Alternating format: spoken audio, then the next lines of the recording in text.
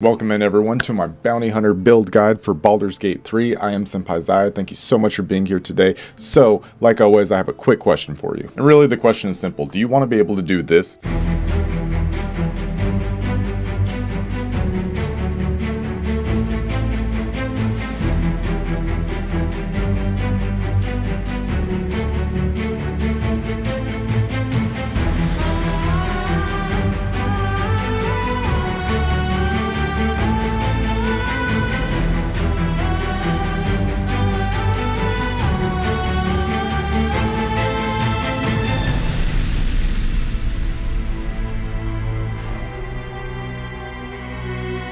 I thought so. So without further ado, let's jump into my Bounty Hunter Baldur's Gate 3 build guide. Alright, so for the build overview, we are going to be a backline damage dealer. We're going to be dual wielding hand crossbows. We're going to be using the fact that Thief gives us a second bonus action, so we're going to be able to make 4 attacks per turn as a base, and depending on if you have haste or if it's the first turn, you'll be able to make so much more than that, especially with action surge. So this build is going to output an insane amount of damage by abusing the sharpshooter feat, by abusing the fact that we can dual wield crossbows and make an offhand attack with those crossbows. So without further ado, let's jump right in and just see how exactly we make this build work. Alright, so hopping into character customization, we're going to start by picking our race. I'm going to go with the Wood Elf to get the 5 extra feet of movement speed, but you can literally go whatever you want. It really doesn't matter too much. The race is completely up to you. Alright, so starting at level 1, we are going to start with Ranger, and we're going to take Ranger all the way up to level 5. Now, for your favored enemy, this isn't too important to this build. For some builds, favored enemy does help a lot, but really with this one, we don't really have any options that you can see here that are really going to help with this build, since we are mainly going to be in the backline. We're going to be using dexterity as our primary stat, and we're just going to be dual wielding crossbows, so none of these really help with that. You can pick literally whatever you want. Sometimes I just go Ranger Knight to get the armor proficiency with heavy armor, but again, because our dex is going to be so high, we really don't need the heavy armor. So feel free to pick literally whatever you want here. It doesn't matter too much. In terms of natural export, I like to go Beast Tamer for this build. Now I will shout out that you can also go Wasteland Wanderer Fire, and that's really good, but I like Beast Tamer because I like being able to summon the Raven familiar, and then that can blind enemies and also help give us advantage when we do want to make our sneak attack attacks. So I prefer Beast Tamer here, but again, feel free to do whatever you want. Now, in terms of your stat spread, this is where it's going to be really important. So this is going to be the stats that I have here at level 1. I like putting dex up to 17, and the reason why is because I do plan on getting the Hag's Hair from that quest. If you know about it, you know. If not, then you can search up the Auntie Ethel quest, but that will give you a +1 to any ability that you want. So I like to put that +1 in dexterity, and then when I get my second ASI, I'm going to get my dexterity up to 20 with this build, so I think that's really important. The rest of the points you can put wherever you want. It really doesn't matter too much when it comes to this. So if we clear right here, as you can see, dexterity up to 17, and then I like to put the +2 in dexterity and then the +1 in constitution to get constitution up to 16. And then what I do is I get wisdom to 12, and then I get strength to 12. That's just going to help us with a couple of our saves and a couple of our abilities that we are going to want to do ability checks with wisdom, and then strength will help us not get pushed and help us jump farther, which is always nice to have. And then you're left with 1 ability point. You can put it wherever, it doesn't matter because it's not really going to do anything. So I'm just going to put in wisdom for absolutely no reason, but you can pick whatever you want. We're going to move on to level 2. Level 2, you're going to get access to a couple spells and a fighting style. Both of these are really important. So for your spells, you're going to want to take Hunter's Mark, and then what I prefer to do here is I prefer to take Longstrider. Longstrider is really nice. It doesn't say it right here, but it is actually a ritual spell. So what that means is it doesn't cost a spell slot to cast. So you can literally use this on your entire party and your summons, and you won't use any spell slot, and then this lasts until a long rest. So you basically will just always have a permanent 10 feet of movement increase to all of your characters, which is really nice for positioning and really helps you get into places, especially for your melee characters. They can get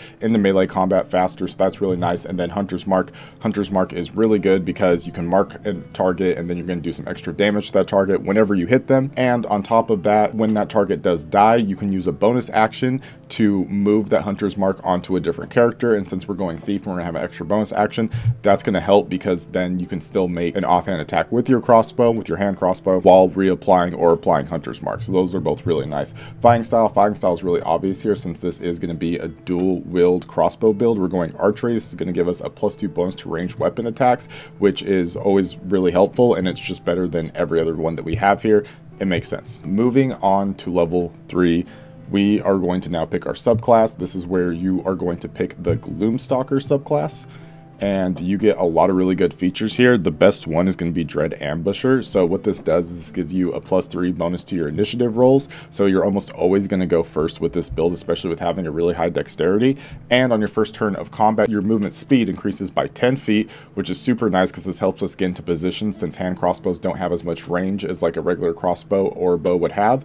And you get to make an additional attack that does 1d8 damage on that first turn too. So this allows you just to output so much more damage. You also get superior dark vision, which is really nice, and then you get a couple class actions that you can use to either go invisible or hide, which is also helpful for setting up your sneak attacks. So you're going to get another spell here. You can pick basically whatever you want. There's some good options. The ones that I like to shout out are Speak with Animals. That's really nice because if you want to be able to speak with animals, there's a lot of really good interactions that Speak with Animals does provide you. So that one's nice to have. Enhanced Sleep is really good because of the fact that like this build is really about positioning a lot. So being able to have like this huge amount of speed that we can just like jump from place to place like a superhero is insane. I'm going to take Hell of Thorns here. I really like Hell of Thorns because there's sometimes where you're going to be in AoE situations, and Hell of Thorns does help. And later on when you do get enchanted weapons and crossbows and everything, then Hell of Thorns also does apply that weapon damage because it does do weapon damage with this spell. So that's really, really nice as well. The only problem is it does take an action and a bonus action. But because we're going to get the Thief subclass later on, we are going to have 2 bonus actions, so we'll still be able to make an extra attack or do whatever else we want with that bonus action as well. Apply Hunter's Mark, Hell of Thorns, whatever you want to do. So I like having it in my back pocket, but just remember it's not too necessary. You can take pretty much anything you want here and be just fine. Moving on to level 4. Level 4 is really simple. You get to replace the spell if you want to, but the important thing here is we're going to get a feat or an ASI, and of course we are going to go with Sharpshooter. This is an insane ability and should be taken on every single ranged character that is going to use a ranged weapon because it gives you so much. So what this does is it does give you a -5 to hit. It's a passive. You can toggle it on or off, and it is important to toggle that on or off depending on the enemies that you're fighting. Sometimes you'll be fighting enemies with a really high AC, so you're going to want to turn it off because your chance to hit is going to be so low with that -5 penalty. But you get an extra additional 10 flat damage onto your attacks that you make with ranged weapons, which is huge. So even if you rolled like a 3, right, you could do 13 damage instead of doing 3 damage. So absolutely insane. This is so good. And then also just another little advantage that Sharpshooter gives you is your ranged weapon attacks do not receive penalties from high ground rules, which is just a nice bonus to have.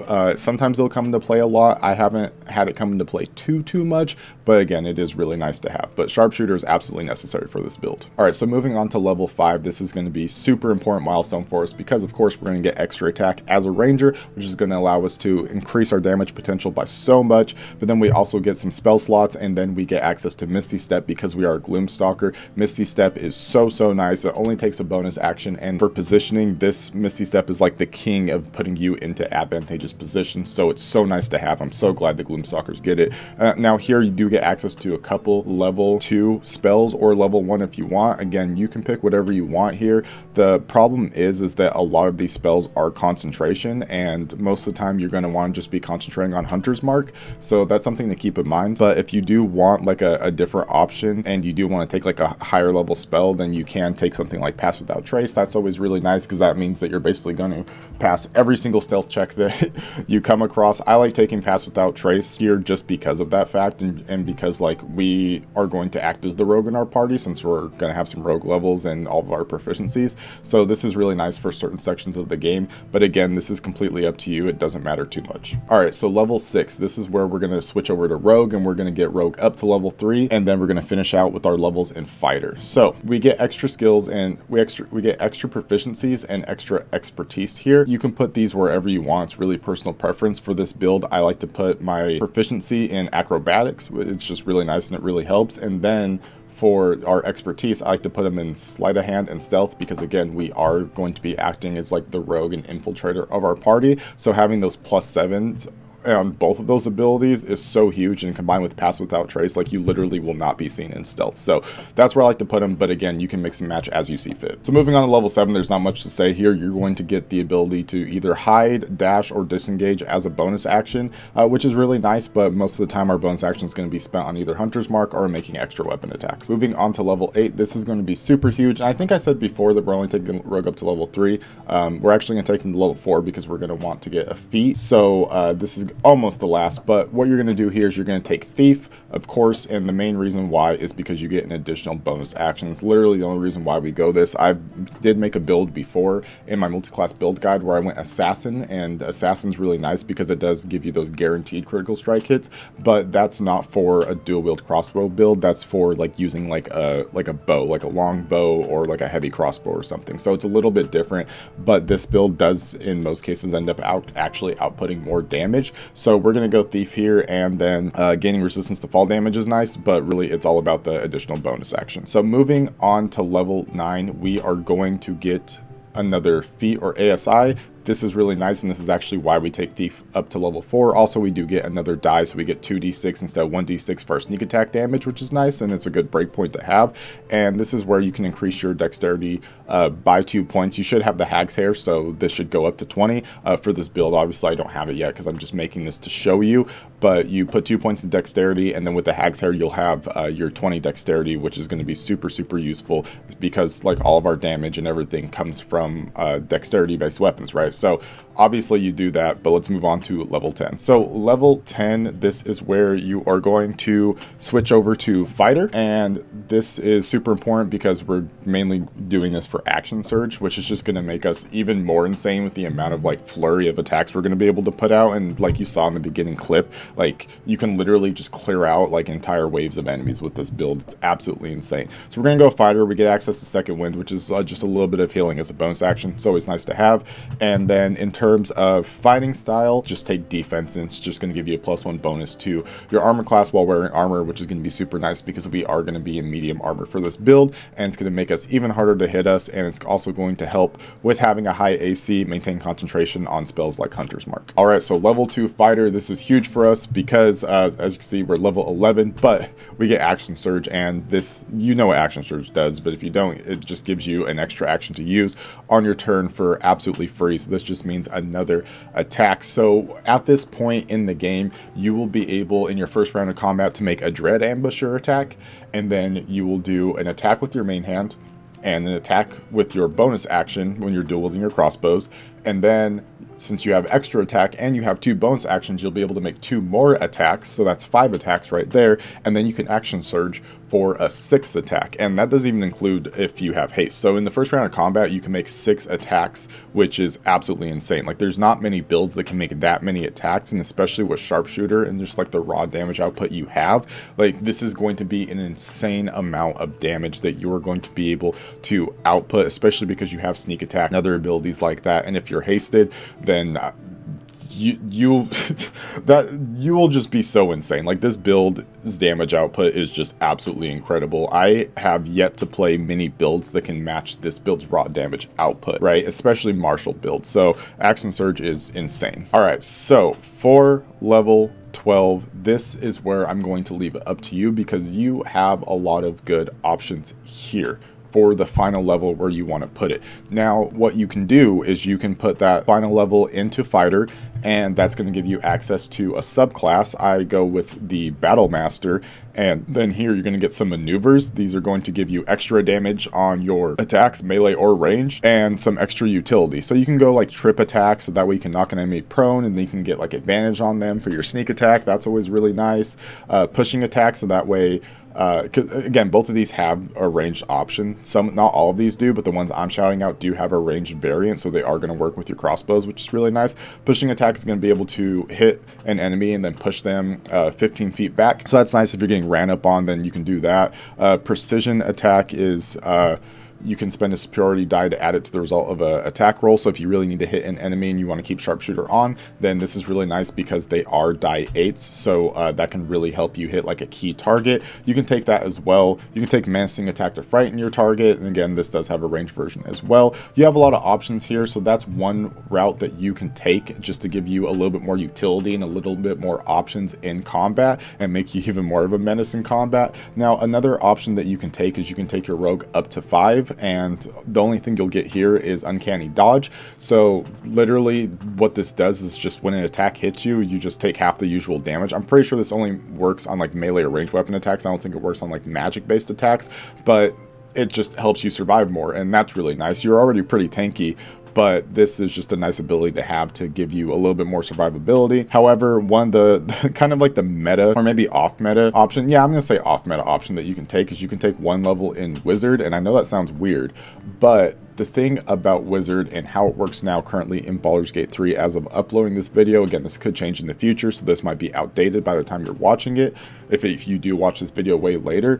But with Wizards, their ability to learn spells from scrolls does not go off your Wizard level, it goes off your total spell casting level. So this build can cast level 2 spells. So what this means is that as only a level 1 wizard, you can learn any spell level 1 or 2 from a scroll, and that's really, really cool. That gives you the option to just add to your diverse like repertoire of abilities and things that you can do, right? So you can learn like Featherfall. Here I would take, as my prepared spell, I would take shield, and then like you're almost impossible to hit, right? Like you have so many options, and then this gives you, now it does use int, so that is the one thing that I will say, but when it comes to the scrolls that what comes to the spells that you learn from a scroll, it does go off of whatever your highest ability modifier is. So since our wisdom is 13 and our int is only 8, it will go off of wisdom. Again, I'm not sure if that's bugged, but that's currently how it works. But this is kind of like a off meta option that's just like really cool and something that I want to shout out because not a lot of people know about this. So feel free to pick whatever you want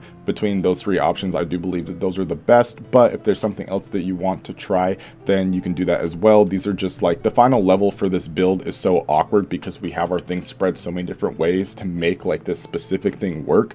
So there's not much that you get. You can even go Ranger, like you could just put another level in Ranger and then you get another favorite enemy, which like I said before, they're not too impactful for this build specifically, so that's why I don't really think it's worth it. And then you get another natural explorer, so if you really want that resistance to fire damage, you can go ahead and take it. But again, you don't really gain too much from that or from rogue, so either going fighter and getting that versatility, or if you want to do some funny stuff, you can go wizard and then learn some spells. But that is up to you, but that is the level guide from levels 1 to level 12. All right, so moving on to the equipment section, as I usually do in these builds, I'm going to show a bunch of equipment on the screen. Now, if you want to figure out where to get these equipment, I have a link to every single equipment that I'm showing on the screen in the description box below. But on top of that, there's also going to be some equipment that I'm not showing on the screen that's going to be down there below. So these are going to be all the equipments that I recommend for the build. It's going to be links to the wiki page, so you can go right over there and find out exactly where to get them. There's a lot of really good equipment for this, so make sure that you do not miss out on that. There's so many good equipment for this build. But that is the equipment section. Again, I don't cover too much about it because I want to avoid spoilers, so that way people can just enjoy the game. But if you want more information, make sure to check the description box down below. So with a quick build recap, with this build, you're going to be able to make 4 to 6 attacks per turn, perhaps more depending on your equipment, and of course depending on if you're hasted or not by another party member. You are going to destroy absolutely everything. You're almost always going to go first in combat, which means you get to pick off those key targets. You can pick off a bunch of different enemies. You can just unload an insane amount of damage on a boss.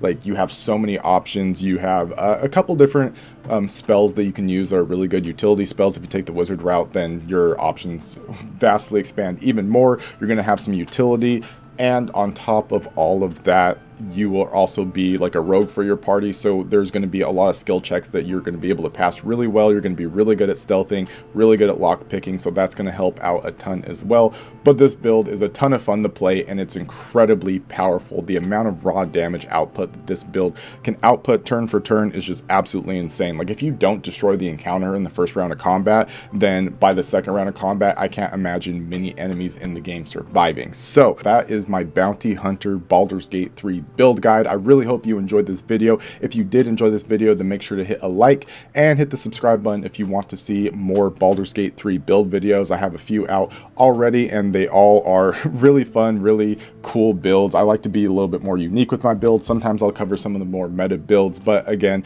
make sure to hit that subscribe button so that way you can check out what other builds that we're doing. There will be a poll in the pinned comment down below, so that way you can vote on next week's build as well. So make sure to check that out so that way you can see what builds are coming up and vote on one of the builds and maybe get your build voted on and seen in the next video. But thank you so much for watching this video today. That is all for me today, so I will see you all in the next one.